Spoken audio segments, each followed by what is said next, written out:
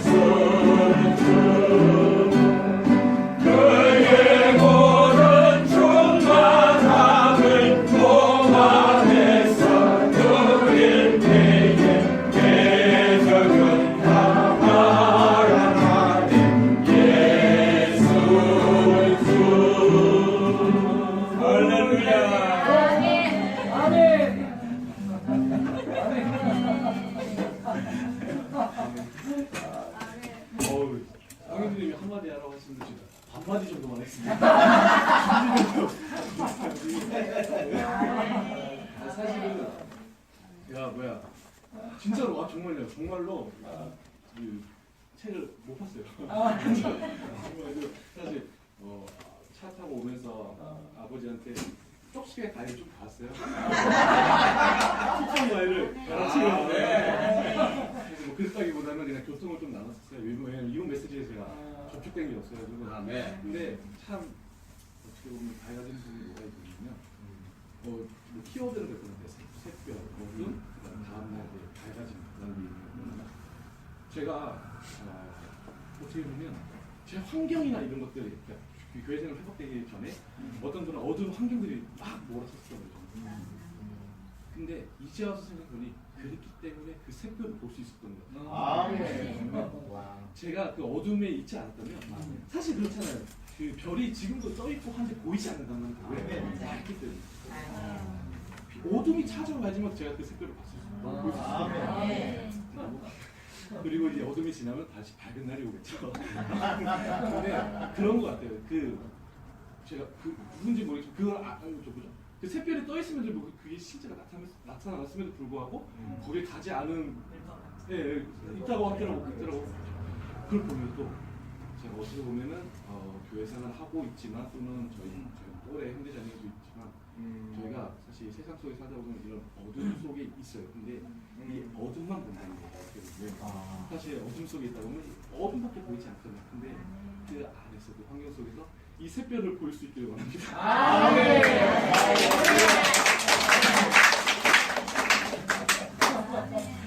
네, 할렐루야. 네.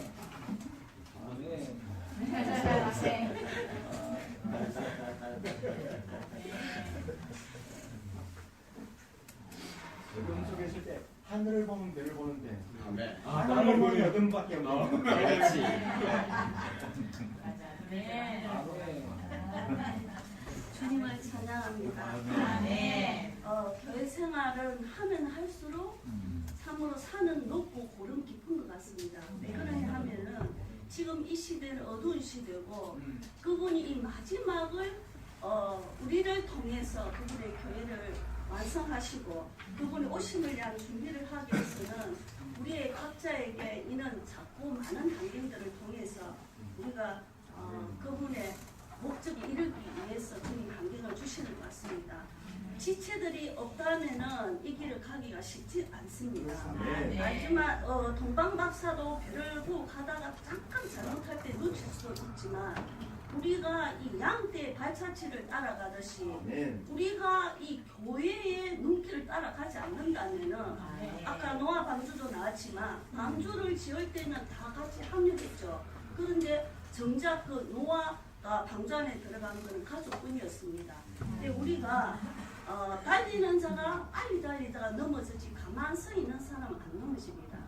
그런데 정말 우리가 열심히 있고 주님을 향하여 사랑하고 전진하고자 할 때 항상 이렇게 옆에 오는 것을 볼 수 있습니다. 저는 우리 모두가 야곱이지만 야곱을 변화시키기 위해서 그 아들뿐 아니라 그 주변의 모든 사람을 사용한 것을 볼 수 있습니다. 그런데 빛은 나를 향하여 빛이지 상대를 향하여 안 빛입니다.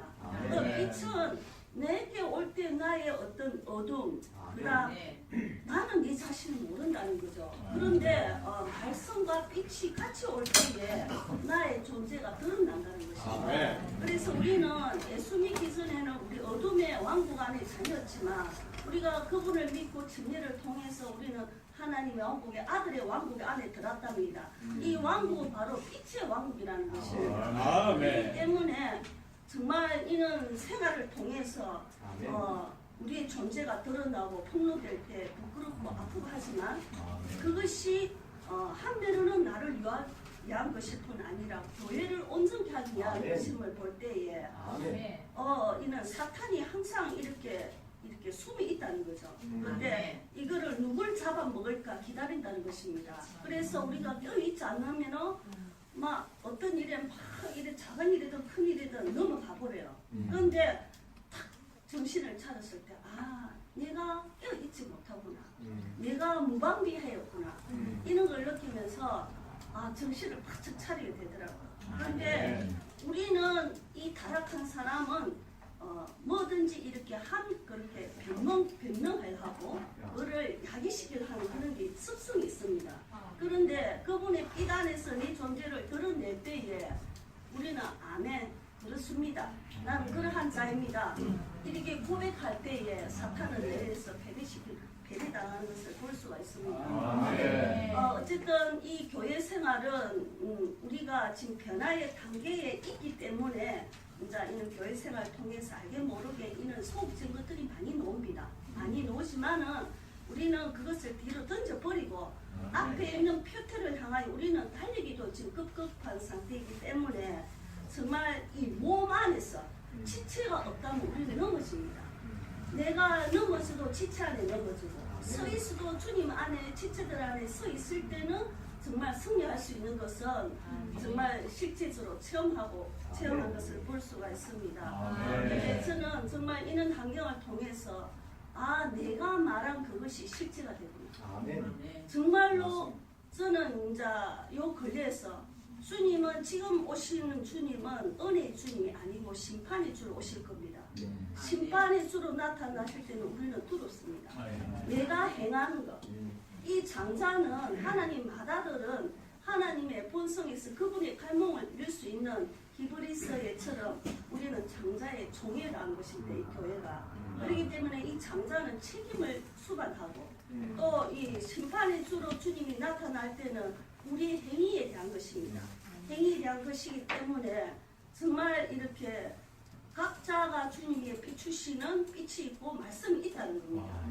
거기에 우리가 정말 어떤 객관적으로 그렇게 살아버린다면은 주님과의 나의 어떤 그런 관계가 약하다는 것입니다. 그래서 우리가 주님 앞에 나갈 때 지금은 의신 주님을 믿고 살아야 되고 그분이 우리가 딱 주님의 심판대 앞에 설 때는 심판의 주로 우리가 오시기 때문에 정말 어떤 보이는 것이 아니라 내 안에 주님과의 이 관계가 정말 중요한 것을 볼 수 있습니다. 그래서 정말 저는 요즘 두렵습니다. 내 말한 것, 그 다음 나의 행동, 그냥 또 이 타락으로 조성된 모든 것들이 정말 주님의 심판하실 때 아멘 맞습니다. 정말 두렵다는 것이 깨지 않으면 안 되구나. 그거를 정신의 피부로 느끼기 때문에 제가 설 수 있고 말할 수 있는 것은 지체들이 옆에 있기 때문에 지체들이 옆에 있기 때문에 일어서고 말할 수 있다는 것이 너무 감사드리고 정말 우리는 표대를 향해서 정말 1시간 전에 뭐 5분 전에도 잊어버리는 이런 훈련이 참으로 필요합니다. 잊어버리고 앞에 표대를 향해서 달리기를 원합니다. 아멘. 주님께 감사를 드립니다. 저는 이제 사수 3일째 말씀에 이제 문자는 사람을 죽이는 것이지만 거영은 생명을 주시기 때문입니다. 그래서 이제 거영께 속해 있기를 바라는 그 이제 말씀을 보면서 우리는 두 부류의 여기서 이제 두 부류의 사람을 볼 수 있고 또 우리도 말씀을 보지만 이 두 부류에 속할 수도 있구나. 우리가 이제 말씀을 보지만 문자는 사람을 죽인다 했는데 여기서 이제 그 뒷장에 보면은 4일째 말씀을 보면은 때리기도 하고 저도 정말 그 말씀을 대할 때 사주 말씀을 대할 때 너무 주님 앞에 회개가 되었고 주님 앞에 용서를 구합니다.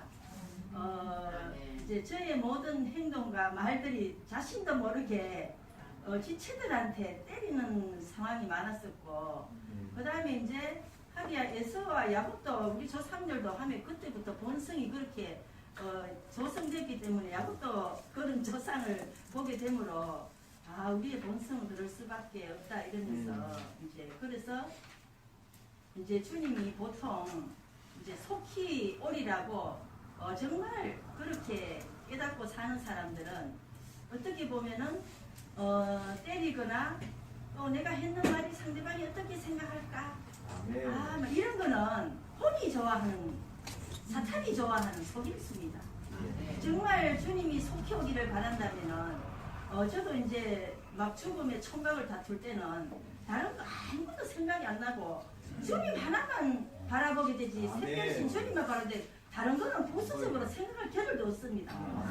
그래서 우리가 혼적인 어떤 삶이나 생활이나 말과 행동, 생각을 하는 것은 아마 말로는 주님이 속히 오시기를 바랍니다. 말은 그렇게 하지만 마음속에서는 주님이 드디어 오실 것입니다. 이걸 인정하고 사는 거라 마찬가지라 하는 거를 곰곰이 생각해 보니까 이제 그런 생각이 들었습니다.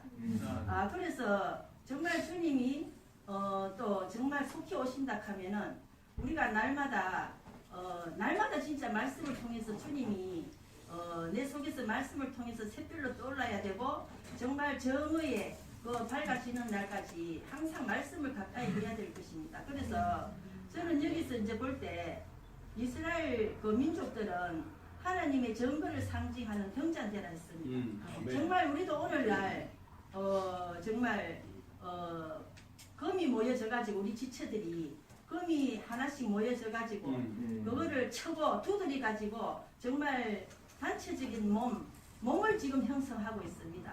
그러면은 그 금등잔대 하나님의 간정인 금등잔대 역할을 하고 있는데 이 등잔대의 역할은 빛이 나야 됩니다. 또 빛이 날락하면은 우리 이제 뭐 빛이 나다가 까물까물하다가 깜빡깜빡하면 안 되고 계속 빛이 나야 되는데 빛이 날락하면 거기 불타야 됩니다. 불타야 되려고 하면은 올리브 기름이 이제 공급돼야 되는데 올리브 기름이 이제 계속 유지가 돼야지 거기 불타고 검정자가 빛이 나는데 그래서 여기서 이제 올리브 기름이 공급되려고 하면 올리브 나무가 있어야 된다고 말씀하십니다. 그러니까 올리브 나무는 뭐냐? 그리스도의 심을 여기서 말씀하고 계십니다.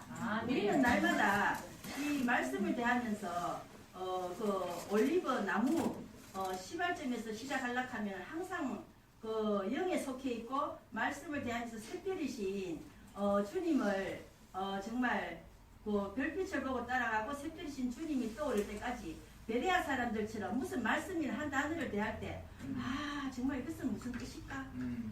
이건 뭘 뜻하지?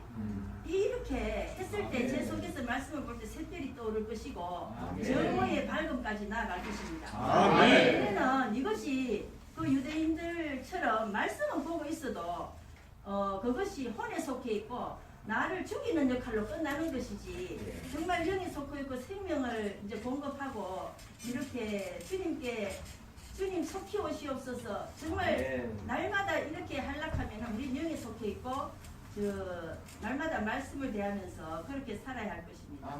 그래서 이제 여기서 이제 그리스도께서 올리브 진정한 나무이신데 우리는 몸 안에서 진짜 손을 내 가지고 가지들이라고 했습니다. 그래서 이제 주님은 포도나무시 우리는 가지들이라 했는데 주님의 경륜을 보면은 우리 가지들을 쭉쭉쭉쭉 뻗게 해가지고 그거를 성숙하게 해가지고 가지들을 통해서 그리스도를 표현하게 하는 단체적인 표현을 원하시는 그러한 또 이렇게 내용도 볼 수 있고 그래서 주님이 속히 머무시는 것도 우리 신부들이 성숙되고 자라지 못해가지고 정말 언제까지 오시지 못한다 하는 이 말씀이 너무 심각하게 들립니다. 그래서 우리는 하루하루 정말 시간을 주님 그리스도로 적셔지고 말씀을 묵상하고 우리가 이 육신이 다하는 날까지 하루하루를 소중히 여기고 은율과 정말 은혜를 구하면서 주님 안에 생명 안에 임재 안에서 살기를 원합니다. 인전에 살기 원합니다. 세상사도 그렇지만 영적인 일에서도 아무런 수고 없이 갑자기 되어지는 일은 없습니다. 물론 우리 몸이 변형될 때는 물론 다르지만 우리 일생에 걸쳐서 갑자기 저절로 이루어지는 일은 없습니다. 그래서 우리는 성경을 읽어야 하고 그 읽은 말씀을 가지고 기도하는 것이 필요합니다. 그럴 때 우리에게 이 로고스의 말씀이 우리 생활 가운데서 레마가 되어서 우리 안에 떠오르는 샛별이 있게 될 것입니다. 정말 가장 어두운 때에 저는 이제 그 밤에 어떤 그걸 보면은 12시가 제일 어두울 것이라고 생각하는데 아니고 딱 동이 트기 바로 직전 고기가 제일 어둡다고 하더라고요. 그때 샛별이 떠오른다는 거죠. 지금 우리가 그런 시대에 살고 있잖아요. 가장 어두운 시대에. 그래서 사람들이 보면은 어두우니까 뭐가 뭔지 모르고 이리저리 길을 잃고 구덩이에 빠지고 이런 시대에 살고 있습니다. 그렇지만 우리는 여전히 가장 어두운 시대에 살고 있지만 빛이신 주님으로 인해 말씀으로 나아갈 때 그 빛으로 인해 우리는 밝은 이러한 생활을 살 수 있습니다. 우리가 이러한 말씀을 가까이 하지 않으면 자기 자신을 모릅니다. 사실 옆에 지체가 나를 보는 것보다 나 자신은 더 몰라요. 그렇기 때문에 우리는 말씀으로 나아가서 그분의 빛을 비춤으로 해서 자신이 폭로되고 자신의 드러남으로 인해서 이러한 주님을 만나는 것으로 인해서 매일매일 주님을 만날 때 조금씩 우리 자신이 처리되어질 때 그분은 이런 매일 그분을 만날 때에 어느 날 샛별로 오시는 주님을 맞이할 수 있습니다. 그렇게 살지 않는데 샛별로 오신 주님을 만날 수 없습니다. 우리는 모두 공개적으로 나타나는 그러한 주님을 만나기를 원치 않고 정말 대환란 전에 우리는 그분께 귀한 보석으로 발견되어서 정말 주님이 훔쳐가고 싶을 만큼 그러한 보석이 되는 자가 될 필요가 있습니다. 되도록 주님은 우리를 이 땅에서 시간을 주셨는데 어떤 지체의 말을 들으니까 이 시간이 내 시간이 아니고 정말 그분 주신 시간을 우리가 너무 경홀히 여기고 있다는 거죠. 그래서 하루 살면은 우리가 뭐 생활을 해야 되는데 그 생활에 빠지지 않고 이 생활 가운데서도 여전히 그 시간을 낭비하지 않고 주님께 드려야 된다는 거예요. 우리 몸을 드릴 뿐 아니라 우리 시간도 드리고 재물도 드리고 그렇게 하는 삶을 살 때 주님은 우리에게 정말 샛별로서 다가오게 될 것입니다. 이 우리가 믿는 이들인데 왜 어둠 속에 사느냐, 그거를 내 안에 살아있는 말씀이 아니고 지식적으로 율법학자들 같이 지식적으로만 알고 있기 때문에 이 동방 박사들보다 더 정확히 알고 있었음에도 그분을 찾아가지 않았다는 거죠.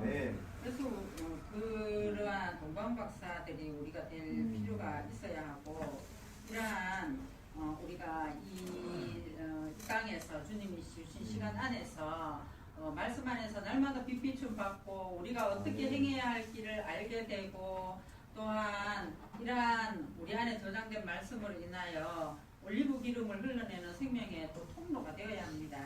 그럴 때 함께 우리는 단체적인 신부로서 그분을 맞이할 수 있습니다. 그분이 이제 남자들이 일생 중에서 가장 기대되고 좋아하는 날, 결혼식 날, 신부를 맞이하는 날. 그런 걸 생각해보면 주님도 얼마나 신부를 맞이하기를 기다리고 있는데, 신부가 맨날 잘하지 않는 상태에서 이렇게 말로만 주님 오십시오, 그리고 나중에 오시면 어떤 부끄러움 당하려고 오십시오 하냐고 준비도 안 되고, 그래서 오십시오 한들 주님 오시지 못한다는 거죠. 그래서 이렇게 이런 생활을 살 때 우리의 이제 말씀이 지식적으로가 아닌 이런 살아있는 말씀으로 날마다 그분을 만남으로 우리 자신이 조금씩 변화되어질 때 우리는 샘플로서 받는 보상을 갖게 될 것입니다.